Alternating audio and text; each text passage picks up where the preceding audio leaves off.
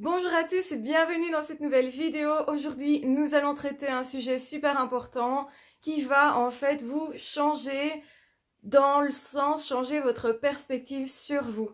C'est-à-dire que dans nos vies, on regarde rarement ceci et je vais du coup vous poser la question, avez-vous autour de vous des personnes sombres ? Donc ça veut dire quoi? Ça veut dire que souvent on ne regarde plus trop nos relations, on est habitué à nos relations et on se dit c'est normal d'avoir des personnes peut-être de tous horizons.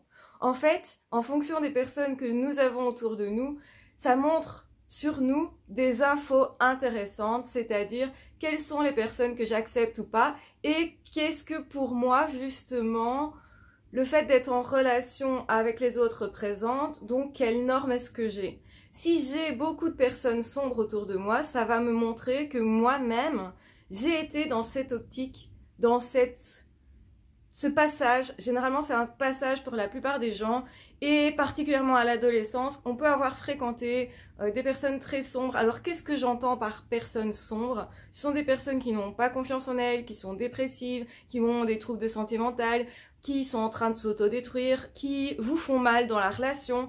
Toutes ces personnes, en fait, qui vous tirent plutôt vers le bas, qui se tirent elles-mêmes vers le bas, et souvent c'est inconscient. Donc souvent, on va fréquenter ce qu'on a connu, ce qu'on reconnaît. Du coup, on est câblé d'une certaine manière. Et pour comprendre ce câblage-là, eh bien parfois, soit on se prend des grosses claques, comme quand on a vécu des relations avec des pervers narcissiques, des choses compliquées, du harcèlement. On se dit, mais pourquoi j'ai autour de moi des personnes comme ça? Qu'est-ce que ça veut dire de moi? Ça m'apprend quelque chose sur moi et c'est important de faire cet apprentissage-là, justement pour pouvoir changer son environnement. Vous l'aurez compris, plus vous avez des personnes lumineuses autour de vous, plus ça montre aussi la personne que vous êtes. Mais pas que. En fait, vous pourriez aussi attirer des personnes qui ne vous correspondent pas, mais vous les laissez faire. Vous les laissez être ce qu'ils sont. Et vous vous dites, mais de toute façon, tout le monde a le droit à l'amitié, à l'amour, donc moi j'accueille tout le monde, je suis quelqu'un de gentil, j'ai envie de me définir comme ça, du coup, je ne pose pas mes limites, du coup, je ne dis pas quand ça me convient et quand ça ne me convient pas, je me dis, oh bah c'est pas grave, moi je sais supporter plein de choses. Et c'est peut-être vrai, vous êtes peut-être super résilient. C'est souvent le cas de personnes qui justement s'en sont sorties de traumatismes, d'enfance difficile, de périodes vraiment de dépression, etc., qui vont du coup être sensibles aux autres qui sont déprimés, aux autres qui sont en difficulté. Le problème de ça, c'est qu'à un moment donné, ça commence à peser lourd. Si vous avez effectivement autour de vous beaucoup de personnes qui n'ont pas le moral, eh bien, généralement, vous allez passer une journée avec ces personnes-là, généralement, derrière, vous aurez moins le moral, vous croirez moins en vous si vous fréquentez des personnes qui ne croient pas en vous et qui ne croient pas en eux-mêmes. Généralement, ça va ensemble. Et donc, en fait, ces personnes plutôt noires, plutôt négatives sur la vie, qui au lieu de porter la vie, portent une forme, en tout cas, de morosité, mais pire que ça, parfois, c'est une volonté de destruction. Donc, on va sentir effectivement chez ces personnes une volonté de s'autodétruire ou de nuire à ses relations. En fait, des comportements qui ne portent pas la vie, mais qui apportent plutôt son antagoniste, c'est-à-dire la mort. En tout cas, une énergie qui ne vous porte pas, qui vous déprime, qui vous rend morose, qui vous rend triste, etc. Ou qui vous crée du stress, du contrôle sur vous. Vous l'aurez remarqué, quand on a autour de soi ce type de personnes, c'est parce qu'on a laissé faire, c'est parce qu'on a été à un moment peut-être comme ça. Et c'est normal de transiter par certaines périodes sombres. Souvent, à l'adolescence, nous avons traversé une période sombre. En tout cas, ça arrive à pas mal de personnes. Ça peut être plus tard. Il peut y avoir eu des périodes sombres pour vous. Et du coup, ces personnes-là vous montrent ce que vous avez été. Mais si vous changez fondamentalement, profondément, ces personnes-là vont s'écarter de vous, vont sortir de votre vie, vont vous quitter, vont partir. Et peut-être parce que vous êtes trop aimant, ces personnes-là ne peuvent pas accepter l'amour, n'ont pas reçu autant d'amour, du coup ça va leur faire peur, du coup elles vont prendre la décision de vous quitter, de sortir de votre vie. Donc la rupture, que ce soit en couple, en amitié, n'est pas toujours mauvaise, c'est important de le rappeler. Notre société considère souvent que quand on sort d'une relation, c'est sûrement qu'il y a eu un gros problème et que nous, on n'est pas ok. Donc on n'est pas une bonne personne, une belle personne, mais en réalité ça peut être des choses très positives.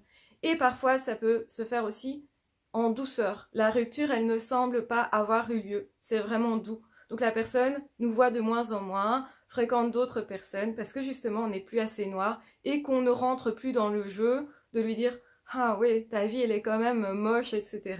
T'as raison, ça ne s'améliorera jamais. » Il y a des personnes qui ont envie de se plaindre continuellement et si à un moment donné vous leur dites « Bah écoute, ok, ta vie est peut-être pas simple, t'as peut-être des problèmes, mais ça ne justifie pas le fait que toi, t'aies envie de déverser tes poubelles émotionnelles sur moi. Ça ne justifie pas le fait que t'aies envie de pourrir ce moment qu'on passe à deux. Au contraire, je pense que quand on va vraiment mal et qu'on veut vraiment s'en sortir, on s'aide de la personne que l'on a en face de soi et du moment partagé. On essaye de se soulager en vivant un instant de paix.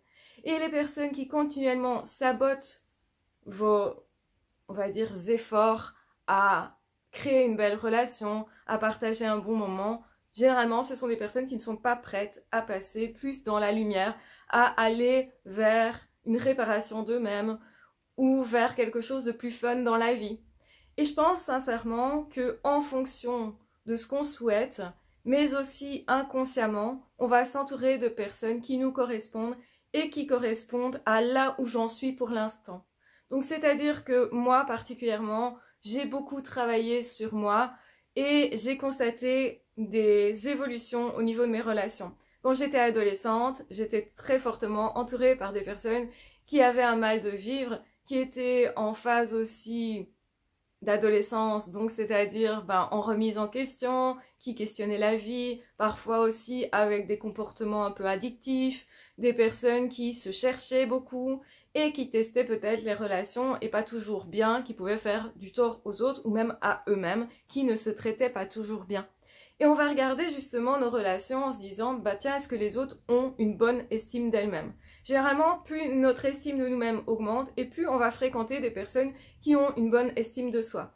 Plus justement on réussit dans sa vie des choses et plus on fréquente aussi des personnes qui réussissent, paradoxalement. Et donc on peut remarquer que plus on va avoir autour de soi des personnes qui sont positives, optimistes, et plus ça va nous pousser, nous, à être positifs et optimistes, à désirer plus de choses pour nous, à avancer plus dans la vie aussi. Les gens qui se boostent, qui se poussent, qui ont une certaine énergie, eh bien moi j'en retrouve beaucoup plus maintenant autour de moi que précédemment parce que justement je suis plus dans cette énergie-là. Avant j'étais plus en contemplation, plus en train de me dire ah ben la vie va m'offrir des choses mais de l'extérieur et j'avais moins tendance à aller les chercher et donc aussi peut-être moins tendance à réellement me rendre responsable de ma vie. Alors, c'est un truc très compliqué parce que c'est une des plus grosses peurs humaines, c'est de se sentir responsable et donc de se culpabiliser, de s'en vouloir éventuellement de ce qu'on a fait précédemment. En réalité, c'est intéressant de se rendre responsable de sa vie, de se dire je peux faire sur ma vie plein de choses. Ok, il y a des contraintes à l'extérieur, certes,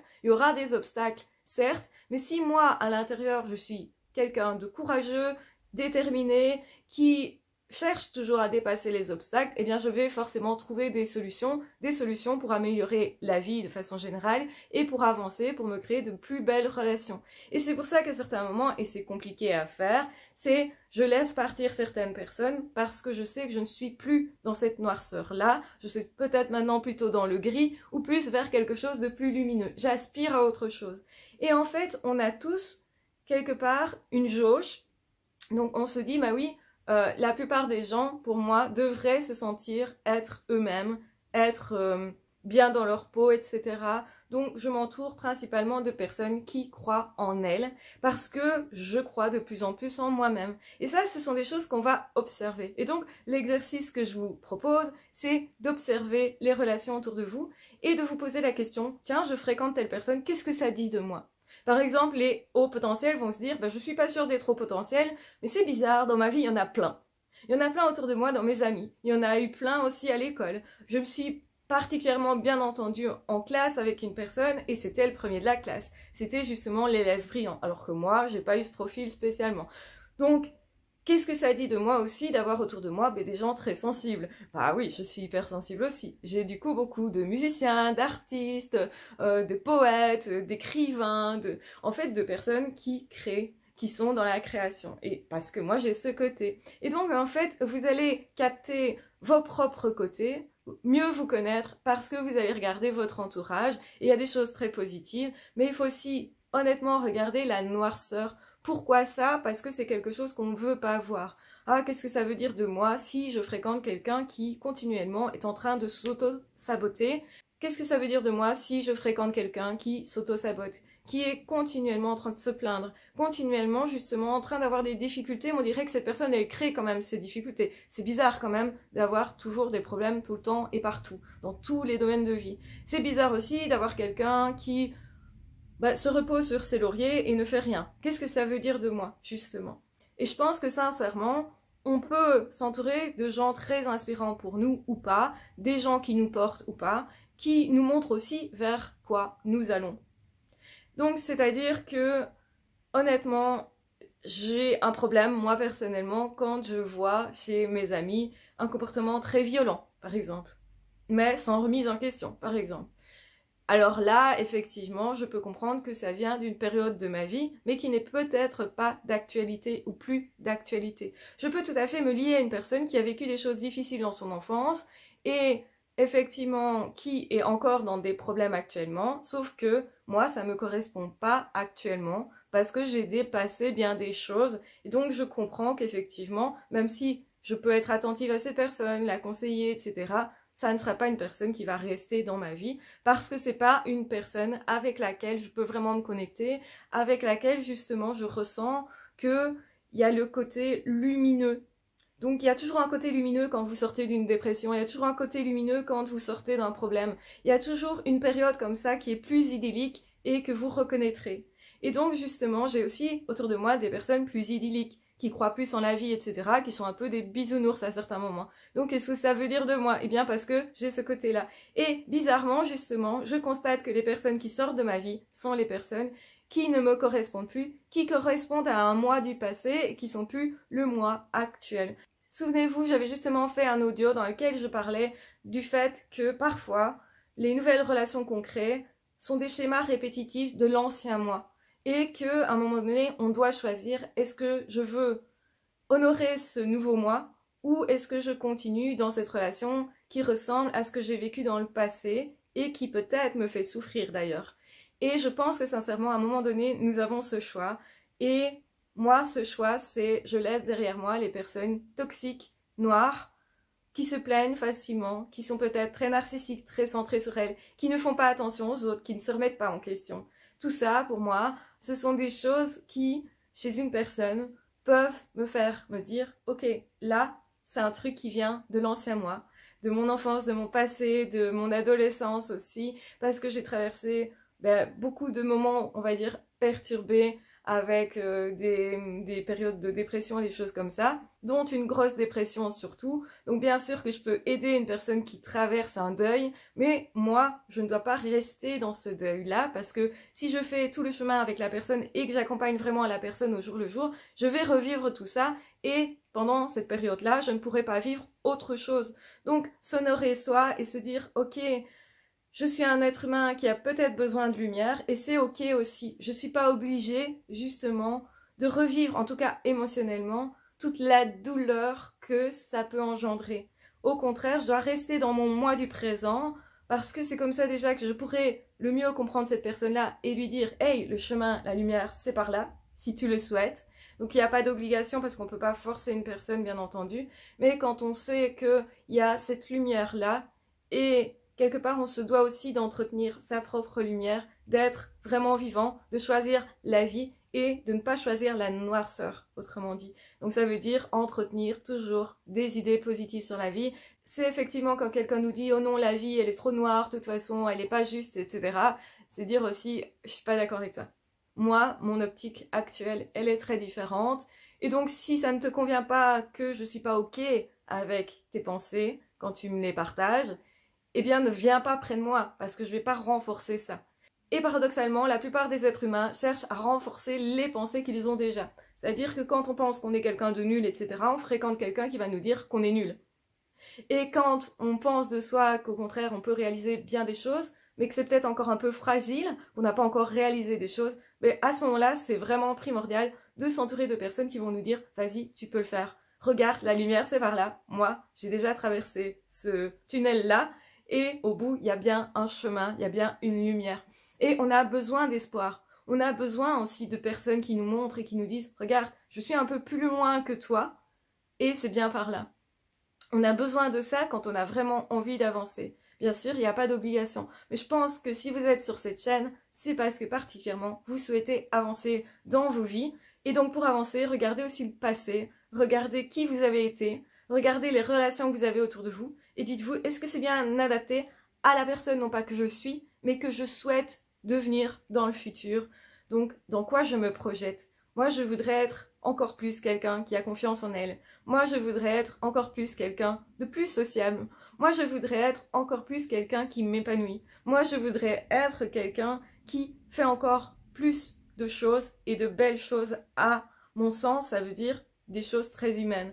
Donc j'ai besoin de personnes autour de moi qui sont vraiment des êtres gentils, des êtres humains, des êtres qui croient en eux, des êtres qui sont porteurs et qui ont de la lumière en eux, c'est-à-dire de la vie en eux, qui servent la vie et non l'inverse, qui ne vont pas à contre-courant de la vie, qui ne cherchent pas à détruire des choses qui sont construites, qui ne cherchent pas à être tout le temps en révolte, des êtres qui ne sont pas arrogants et qui peuvent construire avec les autres, qui ont ces vraies facultés, parce qu'ils veulent les développer ou parce qu'ils les ont déjà. Mais dans tous les cas, je ne veux pas fréquenter les personnes qui veulent me convaincre que la vie est nulle, que la vie est injuste, qu'on ne peut rien faire de sa vie, qu'on ne peut rien être, qu'on ne peut pas travailler sur soi, que de toute façon c'est la vie, c'est comme ça, c'est une fatalité. Hein. Vous reconnaîtrez certains types de pensées et je ne veux pas non plus m'entourer de personnes qui vont me dire que de toute façon, eh bien, ça ne vaut même pas la peine de vivre et d'être là, que ça ne vaut pas la peine d'aider quelqu'un, que ça ne vaut pas la peine d'espérer, que ça ne vaut pas la peine de cheminer tout simplement.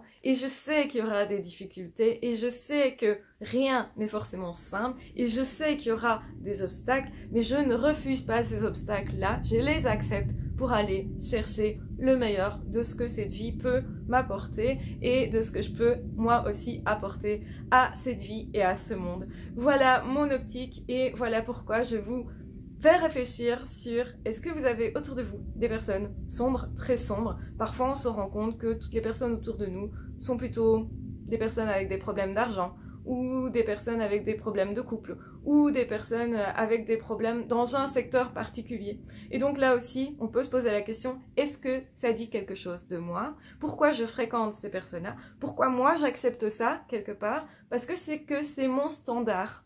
Donc plus mon standard s'élève, plus j'ai envie, moi, d'élever les standards et d'atteindre certains résultats, et plus je vais m'entourer de personnes qui, elles aussi, se sont challengées, se remettent en question, considèrent que les obstacles peuvent apprendre quelque chose de fondamental, ne sont pas fatalistes en se disant « c'est rien, c'est comme ça, il faut accepter, c'est tout », et ne cherchent pas de solution. Donc moi je m'entoure de personnes qui veulent trouver la vie en eux, qui veulent vraiment aller de l'avant, qui veulent travailler sur eux en considérant que tous les obstacles peuvent nous apporter énormément et qui ont envie aussi d'accueillir les autres quand ces autres ont envie eux-mêmes d'être dans la même énergie. Et je pense sincèrement qu'on fréquente plus facilement des personnes qui nous ressemblent, en tout cas qui ressemblent à ce qu'on voudrait être dans le futur.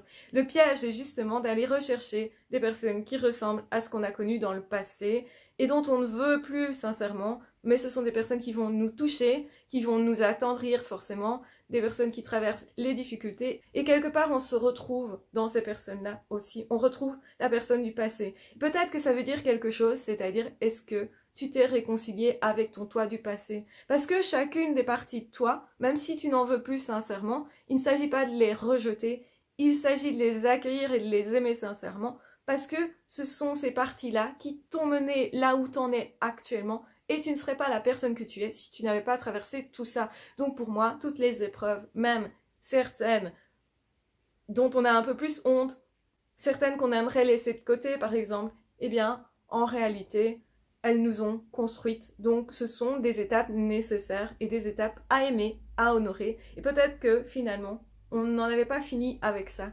Donc où en êtes-vous aujourd'hui avec vous-même? Et par rapport à vos relations, qu'est-ce que ça dit de vous? Donc dites-moi ça en commentaire.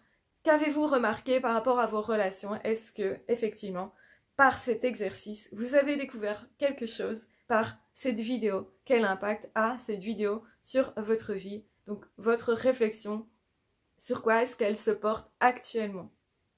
Je vous embrasse bien fort, je vous aime très fort, donnez-vous aussi beaucoup d'amour. N'oubliez pas de donner beaucoup d'amour à chacune des parties de vous, aux personnes aussi qui ont traversé votre vie, mais peut-être qui ne vous correspondent plus. Donc ça fait partie de la vie aussi d'avancer et d'aller vers d'autres horizons à certains moments. C'est à vous à faire ce choix, bien entendu. Faites les meilleurs choix pour vous et n'oubliez pas que vous méritez le meilleur. Et donc c'est important de vous dire aussi, je m'honore en choisissant la vie. À ciao, bye bye!